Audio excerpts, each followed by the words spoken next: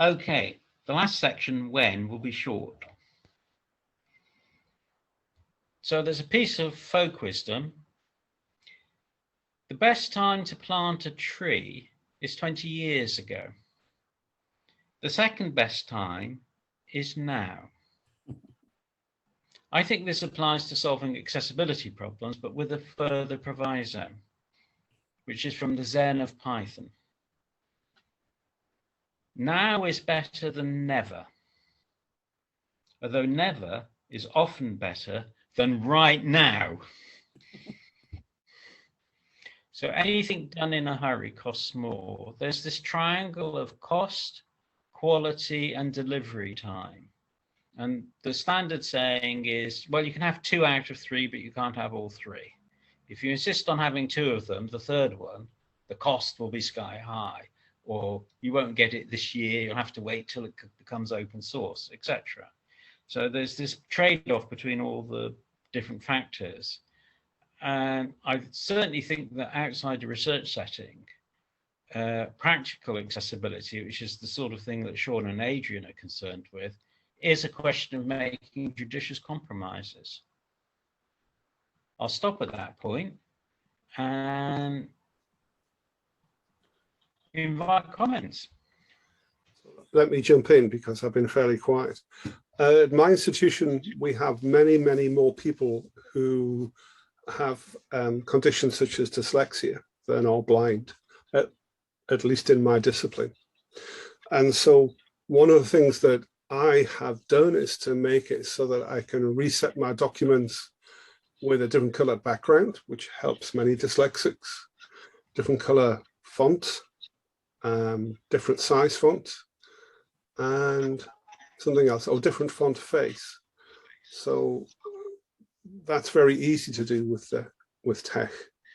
And so that is an open offer to all of the students who need the content tailored to help them read it.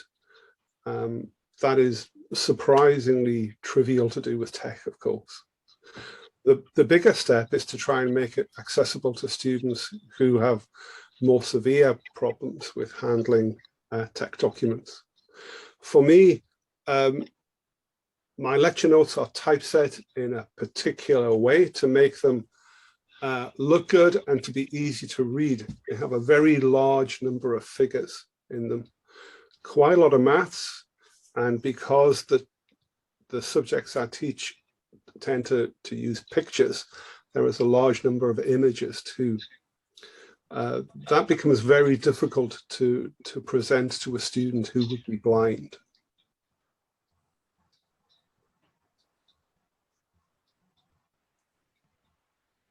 Go on. Yes.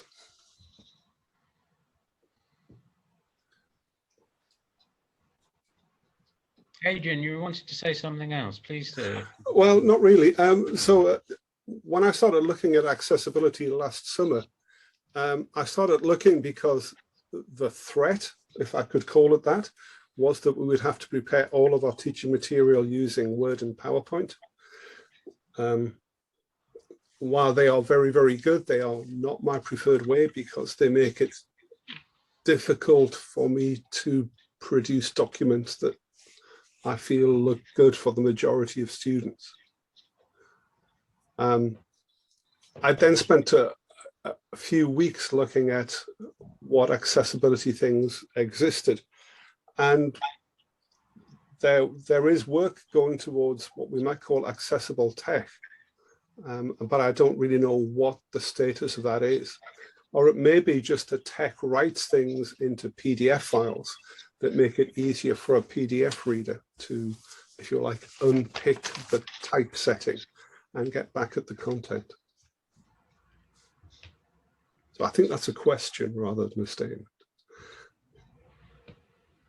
I can define accessible tech as any part of tech that doesn't have accessibility problems. Accessible is, so to speak, a negative characteristic. It doesn't have any. Just like pure is a negative characteristic, it doesn't have any impurities. The accessibility can occur at the authoring stage, at the production stage, at the reader stage. I think one of the big changes regarding accessibility in tech is that when Don Knuth was writing tech, the user was the author. And for accessibility, the user is the reader. I think that's a really big difference. To think of the tech, the reader of the output as being a user of tech, but they are a user of the system. If you read a web page, you're a user of the system that created the web page. So the readers of tech documents are users of tech, I would say. Even the print readers are in some sense a user of tech. Accessibility is so elusive because it doesn't mean the same thing to all the users. One type of accessibility is not going to work for every person with a disability. So your screen reader users, your users that need different fonts, enlargement, what we have to identify is the most malleable state of the document that can then be easily gone that last step into like the user preferences for their particular set of challenges. That most, and it's hard to identify at what point it is you get to that state where it's easily further transformed into very particular Braille or large print or audio or and I don't think the goal is to get those final formats. It's to make the most, what do you call it, robust or nimble format that is able to be saved in a variety of different formats. So what you're describing, sorry, go ahead. There was something under advice that I thought might be added, and that's those principles of universal design where flexibility in presentation, in action, in use, and in output. Never use one format, never use one font, never use, you should always have a variety of ways to present your material, a variety of ways to learn it, and a variety of ways to show that you have learned it. So Sean, what you're describing is a nimble format, or that can go into lots of different other formats. I mean, that's the driving idea behind pretext, is we force authors to not think at all about presentation. It's totally structure. We do mathematics in LaTeX syntax because it's great for that. And there are the tools like MathJax and of course just plain old LaTeX itself. But we like to say that a pretext document will be ready for that format that hasn't been invented. So we had no idea from the outset that we were going to do Braille. I have taken MathJax, and instead of producing Braille, it will produce speech strings. I have put that into that version of the mathematics into an EPUB. And then I put the EPUB in a crappy free conversion to audio tool on the web. And it sounds horrible. It's not great, but I can get a whole audio book of a mathematics textbook that way. And if somebody were to take the time to do it right and use a better, text to speech translator that sounds better, we could automate making an entire mathematics textbook in speech. And this accessible PDF initiative in LaTeX, as that matures, there's nothing to stop. We have captured the structure when the author created the document. So I am confident that all of the tagging, and I've looked at that stuff, but not real hard. But I think whatever extra LaTeX needs to go into LaTeX source, we have that information in the pre-text source. And somebody who wants to take the time to translate the one to the other, we will make those accessible PDFs as those tools mature. Rob, to what extent, if any, does Pandoc appear as a backend for pre-text to get document formats that you might not otherwise consider? Right. So we have a fellow, Oscar Levin, who's one of the pre-text developers. He has written a Pandoc writer. So my understanding is you take whatever you can have read by Pandoc, and once it's in sort of Pandoc's, what I'll call their internal format, you can write pre-text from that. I'm not sure it's super comprehensive. I mean, it was, I think, written sort of for a particular need, and hasn't expanded to be as comprehensive as it needs to be. And I'm pausing because you're reminding me that there was something going on one of our lists about 2 or 3 weeks ago related to Pandoc that I've totally dropped because I can't even remember what it's about. But somebody was trying to make something happen with Pandoc, and it was worth investigating what was going on there. It might come to me. If it does, I'll hop in.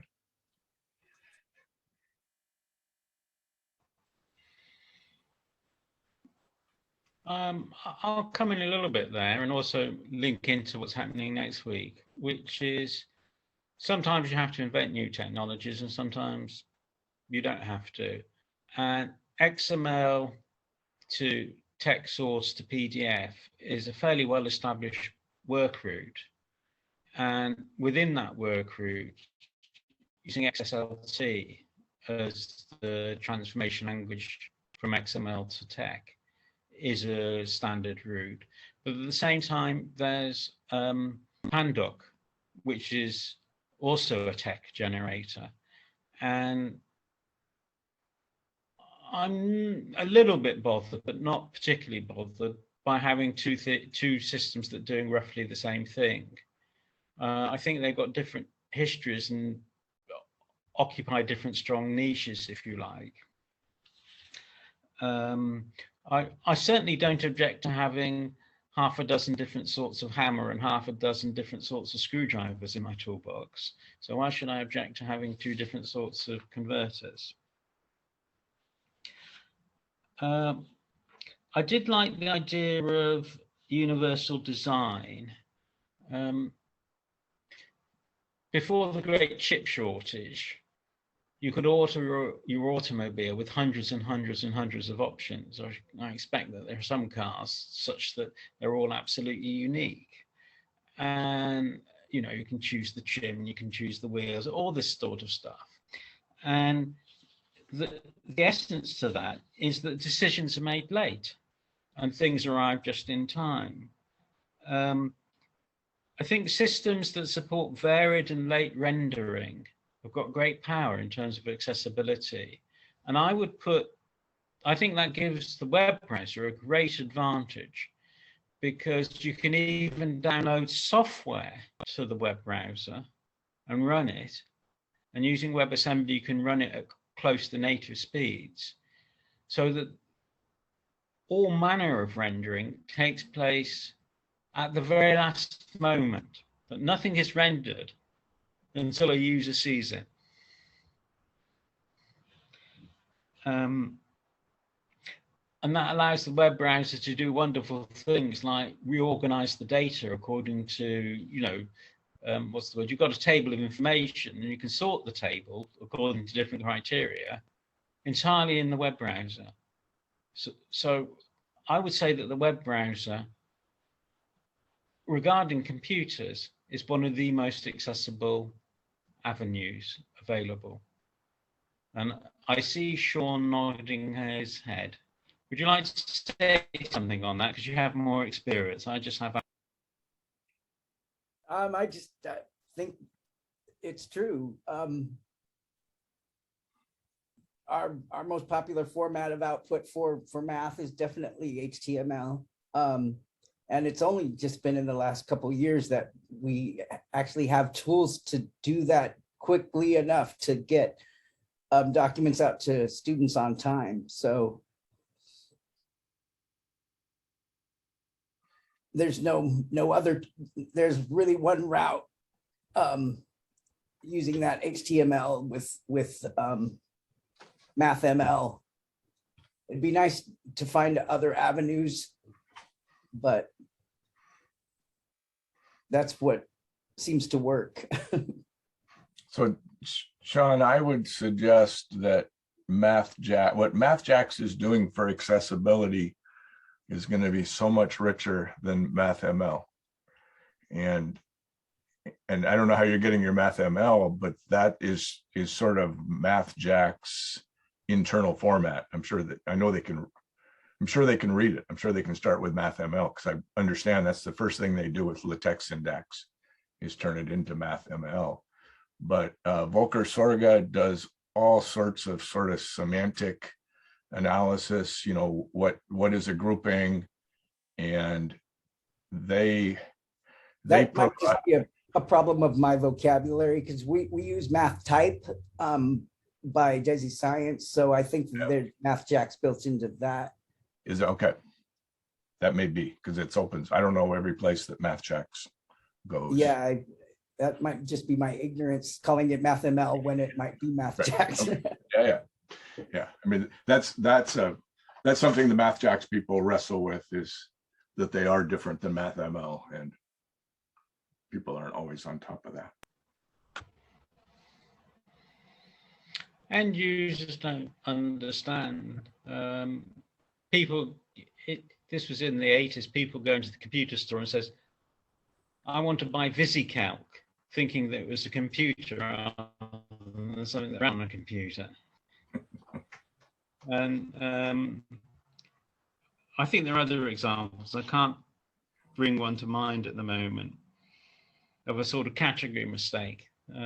But customers know what they want, even if they don't express it the right way. I mean, it's what the customer wants that's important. It's what the user needs that's important. Nelson, I remembered the Pandoc connection. I think it was the claim that Pandoc can turn MathML into LaTeX that I was investigating, but it might have been. I don't think it was the other way around. I think it was presented with some MathML for math, getting the LaTeX back from that, and that just sort of a piece of the puzzle for us.